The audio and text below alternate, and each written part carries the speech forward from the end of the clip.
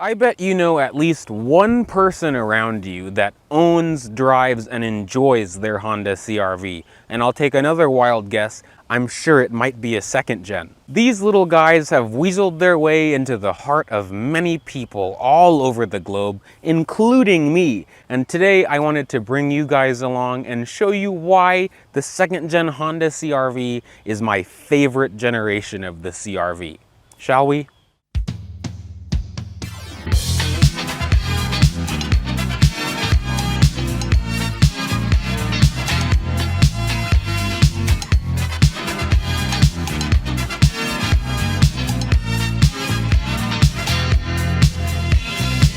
Welcome. So this marks the second generation of Honda's comfortable runabout vehicle. If you didn't know, that's what CRV stands for. Honda introduced this second generation CRV in November of 2001, and the CRV in its second generation went from 2002 to 2006 in the US. This front end distinguishes that this CRV is a pre-facelift second gen model, which was sold from 2002 to 2004. For the 2005 model year, the CRV was slightly refreshed, given a new SE trim that added painted bumpers, a slightly different grille, different fog lights, and of course different tail lights on the back as well. It wasn't a huge refresh, but it was a nice modern update to the second gen. Now this CRV in particular belongs to my friend Karna. It's a 2004 CRV EX in Mojave Mist Metallic, brown on brown, but this one has the desirable 5-speed manual transmission. Most of these have an automatic, but this one has 3 pedals. The factory MSRP of an 04 CRV EX back when it was new was $21,750. Under $22,000 for a little SUV. A CRV nowadays in this similar configuration, mind you, you can't get one manual, is like $35,000. This little champ is sitting at just over 221,000 miles, and it runs sweet! And this one has received a few tasteful OEM Plus modifications, like the OEM fog lights. Because Honda didn't offer fog lights from the factory when these were new, Karna also was able to find the OEM gold badges for the CRV, alongside the factory subwoofer that goes under the passenger seat. Besides that, this CRV is bone stock, and it's actually in pretty good shape cosmetically and mechanically. At this time in history, Honda really was pretty simple with their trim levels. They didn't have all the sport trims and sport touring in the CRVs. You could choose between the LX that started at $19,000, or you could choose the EX that started at $21,000. A loaded EX with the automatic transmission and all the bells and whistles that you could get on a CRV would be a little bit over $23,000. Still, for a loaded CRV, that's crazy! I'm sure you can tell from the trim levels, Honda was very simple with their packaging back then. And they're still pretty simple, but you could only choose one powertrain, well, one engine option with the second gen CRV. The V6 and the RAV4 didn't come out yet. Subaru didn't quite come out with the turbo engine in the Forester, but Saturn did have that V6 from Honda in the View. Now, this engine isn't quite the engine that the kids like. That's the engine that you could get in the Acura TSX of this time. This one is the engine that came in the Honda Accord. It's the K24 A1. It's a 2.4 liter dual overhead cam inline 4-cylinder engine, and it uses Honda's iVTEC technology. And in this application, this venerable K24, just like the Accord, makes 166 horsepower and 160 pound-feet of torque. It's not fast, but it's a charming powertrain, especially because of the VTEC. But remember, Honda didn't necessarily build this thing for speed and agility. They made it to be an efficient, comfortable runabout vehicle. Honda claims 23 in the city, 29 on the highway, and a combined rating of 25. Not too bad for all-wheel drive and this big little car. Thankfully, this one has the standard 5-speed manual transmission and Honda's real-time all-wheel drive system, which is front biased. Most of the time this is in front-wheel drive mode until one of the front wheels slips, and then it can send up to 50% of power to the rear axle. But it's not that strong because it uses clutch packs. As for maintenance, these things don't really have too many problems, as a lot of these are over 200K nowadays. My Uncle Mark has an '02 CRV EX Auto with about the same mileage, and he's the original owner. Besides typical oil leaks at high mileage from the valve cover gaskets, any rubber hoses that may go bad. Other than that, I'd say the power steering pumps are common issues to go bad on these. The biggest issue with automatic Hondas of this era were the transmission. I would just recommend replacing the fluid every 30,000 miles to combat the grenading transmission syndrome, but since this one is manual, there's really no concern. If you've not really seen many old CRVs around, I'm sure this looks pretty small. This is actually 6 inches shorter than the current 2024 CRV, sitting at 178 inches long. But of course it was a little bit bigger than its predecessor and its main rival at the time, the second-gen Toyota RAV4. As for wheel options though, Honda was pretty conservative. You could get a 15-inch steel wheel on the LX, or you could get a 15-inch alloy wheel on the EX. The post-facelift models will have some slightly different wheel designs, but overall you just got one wheel for the CRV. I also wanted to take a moment of appreciation for the boxy design of the second-gen CRV. This is the CRV that identified my childhood. I had teachers, neighbors, family members with this car, and that shape and the rear tail lights really make this distinctive. I love it. Honda really gave us many reasons to love the second-gen CRV, and a few of my favorite features of this car are on the backside. First of all, I know it's a bit of a safety and damage hazard nowadays, but I have to appreciate the rear tire on the back. It's iconic to the CRV and the old RAV4, and it's kind of a shame that we don't see that anymore. Aside from that, you can't help but notice how practical it is to have a rear window that pops open, and the second-gen CRV does that. The third-gen CRV doesn't have that, and I'm hoping that today you can also see all the reasons why the second gen is superior to the third gen. This is one of them, because you can load and unload things in and out of your CRV. I know a lot of people, including me, could begin to debate about the second gen's swing out tailgate like this or the third gen's original, well, normal lift back. This one I quite like. It is a little bit annoying if you have a car that's like right behind you, because you have to open the thing all the way open like this. But this tailgate reveals a quite cavernous, for the size of the car, mind you, 33.5 cubic feet of volume behind the second row seat. And that second row is a 60-40 split setup, and if you fold that down, you get up to 72 cubic feet of volume. Of course, if you wanted something bigger, I would go for the Pilot, but this is a very usable amount of space. And it's bigger than some modern crossovers. And most importantly, one of the coolest things about these second-gen CRVs is the floor that comes out, because it's not just a floor. Now, I understand that if you know about these cars, you'll know what this is, but if you don't, this is actually pretty cool. This is actually an OEM table that you could get for the CRV. And just like any other camping table, you just pull the leg up like this, and then pull this one over here like that, and then make sure that the legs are locked and secured like this.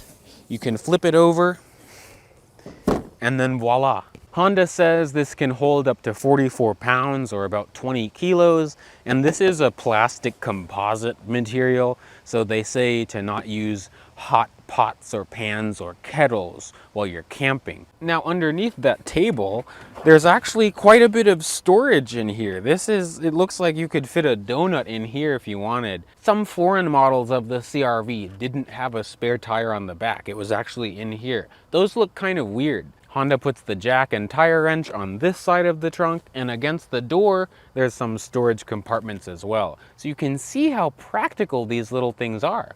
Oh no! And And now finally, before we get inside the CRV, I wanted to talk about towing. Honda says you can tow up to 1,500 pounds with your CRV. Again, if you want the stronger, bigger, and more capable vehicle, get that Pilot. So, you can see it's quite big in the back of the CRV. The bottom of the seat is pretty comfortable, and there's actually a lot of support for the lower thigh and also the back. These rear seats are also impressive for a 2002 design. The second row seats slide forwards and backwards, and they also recline at a pretty steep rake too. That's very shocking. It's actually quite accommodating back here. Unfortunately, Honda didn't provide us with air vents back here, but since this is pretty small, the ones from the front should reach. But you can see this one has the saddle brown interior, so this is really brown on brown. And we can look at that brown center console with two brown cup holders. One is brown and a little bit bigger than the other one, which is also brown but a little bit smaller. But in terms of space, you can see I'm 5'9".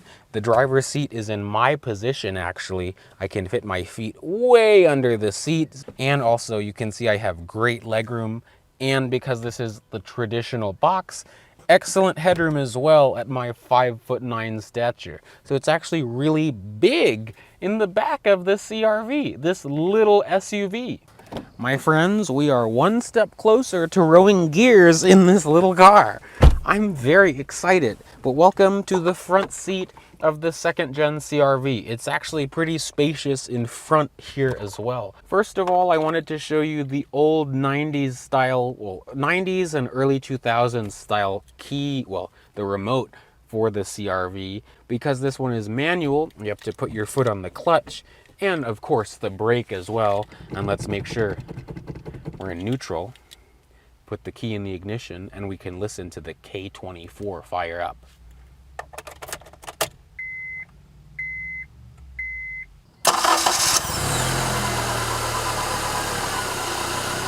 They have such a distinctive starter sound on the Accords and the Civics and the CRVs. You just can hear them from a mile away in the parking lot. But again, welcome to the interior of this excellent little SUV. Things don't feel creaky and rattly. Like, look, this is 200,000 miles, 20 years. And it's solid. It's really built well. The top of the dash is it's a plastic material, but at least it looks nice. The top of the door cards is also a plastic material, but again, at least it looks and feels pretty nice. The armrest, it's kind of a little bit softer, but it's not really soft. I wouldn't say anything is uncomfortable in this car though. I really like the layout of this interior because it's very simple. You just have the radio that's right up here. It has a CD player and a tape deck. It's really easy to use, and because this is an old car, it's really easy to swap out for something with CarPlay too. It's great in here. The climate control is single zone. It's not automatic, it's all manual, but it does of course have AC. Again, the knobs are very nice and easy to reach. You could be wearing gloves and use everything in this car. Honda really thought about everything. Like the steering wheel, it's a 4-spoke wheel. On the SE trims in later years, you could get it leather wrapped, but this one has some aftermarket looking wrap on it. And thankfully, because this was a simpler time, the only buttons on the steering wheel are to control the cruise control. And to turn on the cruise control, that button is actually on the left side of the steering wheel, alongside the sunroof controls as well. Wow, I guess there's a storm coming. Honey, you've got a big storm coming. Behind the steering wheel, you can see that the headlights are not automatic on this CRV, just like the windshield wipers, but they are intermittent at least. As we look up at the gauges, they're very simple. They remind me of late 90s, early 2000s Honda, of course, because that's what this car is. The font is very easy to read, but they're very simple. You just have a coolant gauge, the tachometer, speedometer, and the fuel gauge. There are warning lights, of course, but no trip computer, no information, nothing like that. No distractions. Again, I really like the layout of this interior. Underneath the radio, there's this big cubby. You can put all kinds of things in here. There's also 3 compartments in the dash that you can put more things. And this rubber tray is actually removable, so you can clean the car out. Underneath the climate controls, you can see this one has a cigarette lighter that doubles as a power outlet and an ashtray. Well, actually, Honda says not an ashtray, but it's removable, but it is felt inside. So to me, it's a coin tray, but Honda says it's not an ashtray. We can now talk about the excellent 5-speed manual transmission. Of course, the throws aren't super snickety-snick. It's tighter than my Tacoma of this same vintage, so it's actually pretty good. And the shifter feels tight, even up 220K. Behind the shifter, there is a bit of a center tray that is foldable, just like in the Honda Odyssey. I find that very useful. If you had an automatic one, it would make it really easy to just climb over into the CRV. This is actually also the e-brake. It was actually pretty confusing to get used to at first, but it's nice because they designed it into these grab handles. The seats in this are pretty comfortable as well, but again, it's a CRV, so it's pretty simple. They're not super supportive. I think I could sit here for a few hours at least. It's a mixture of brown vinyl and brown cloth as well, so you can see the brown, brown, brown, brown, brown. And if we look up, we can see a manually dimming rearview mirror and also 2 map lights, which are LED in this case nicely, and a sunglass compartment. There's also 2 visors with mirrors, but no lights. And because this one is the EX, you get a sunroof, which the buttons are actually on the left side of the wheel as well. I think now, though, we can drive this. So welcome to the 2nd gen CRV with the manual transmission. Right now we're on a bit of a, I mean, it's not off-roading at all, but it's a bit of a dirt thing. But yeah, this thing is fun to drive. I really quite enjoy driving it. This is my first day driving the 2nd gen CRV. And it's my first day driving a manual 2nd gen, or just manual CRV. I think that's really cool. We're going to see how the power is, hopefully, on this road. It is annoyingly kind of just after school time, but we should be able to find something. So, I did this yet again where I forgot to bring the battery for this one. This is my smaller camera. But I have the big camera still, thankfully. But we can see how the power is in the 5-speed CRV.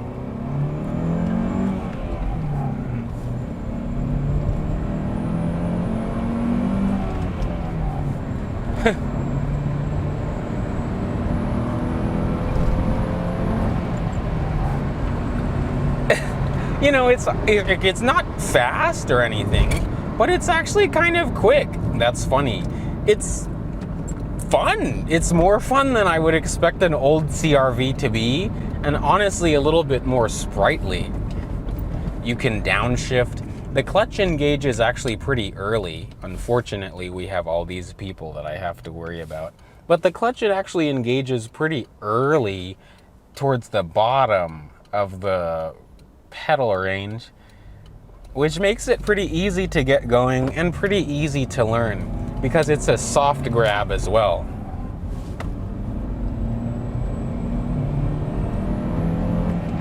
It has a whistle to it. Not all of them do that, it's just this one, but it's not too bad. It's actually kind of fun. You know, I'm actually pleasantly surprised because if you look at this, it's kind of a top-heavy looking SUV, or very narrow and straight up. And of course, it's not sporty, but it has a nice presence on the road. The steering has a nice weight to it. It rides pretty nice. Just in typical Honda fashion, there is quite a bit of wind noise, and I'm only doing 55 right now. And also there's a bit of tire noise, but that's just because these tires are a little bit on the old side. But other than that, it actually drives nice. These CRVs are great, and I see why people love driving them, and I feel really happy that I'm driving the 5-speed. I'm gonna do a U-turn here so we can see how this thing is. We can see how the turning circle is. Of course, someone comes to drive, but I'll beat them.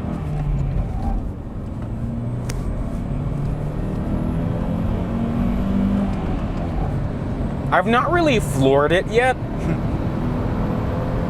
I'm more just easing into the throttle. Just because it doesn't really feel like it wants to be driven aggressively, but you can drive it quickly. But I'm sure you can hear how loud the cabin is at higher speeds. It's not bad. Like, if you use music and you have good speakers, I don't think it would be that big of a problem, but that's just something that Hondas do. Otherwise though, I'm doing about 70 now and it's actually very smooth. I'm in 5th gear. At 70, in 5th gear, I'm doing about 3,200 RPM. That's not too bad for the 5-speed. I'm curious how it would be about 80 or something like that. Of course it's brighter, so now I have to dim the camera. It has nice off-the-line response. And the shifter is actually very smooth too. It's easy to get into each gear, no delay, no like heavyweight flywheel type feeling where it, rev hang, that's what I was trying to say. It's actually a very smooth experience. If you're learning how to drive manual, this is a great car, because it's a great car to learn how to drive manual and also how to drive a car, because it's a box with big windows. You have great sight lines, you can see everything. We can see how the power is again now.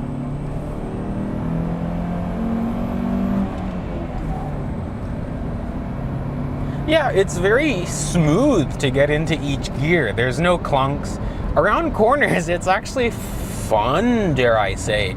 It felt pretty planted. We'll see how hopefully we can get into some corners in a second. Again, this car is just really well designed and well put together. Even 20 years later, it still feels great.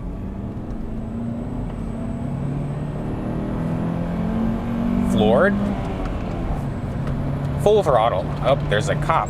Thankfully, I'm in a CRV, so I'm not going that fast. It's great. And that, my friends, was a glimpse at the excellent and almighty 2nd generation Honda CRV. I hope at least a little bit you guys got a grasp of why I love these so much and why so many people do. Let me know in the comments if you have a CRV. It doesn't matter what generation it is. These bugs are so annoying. Again, thanks to Karna for letting us look at his excellent little CRV today. And thank you all for hanging out with me and looking at this little guy today. But before it supposedly might rain on me today, I'll see you guys in the next video. Bye, peeps.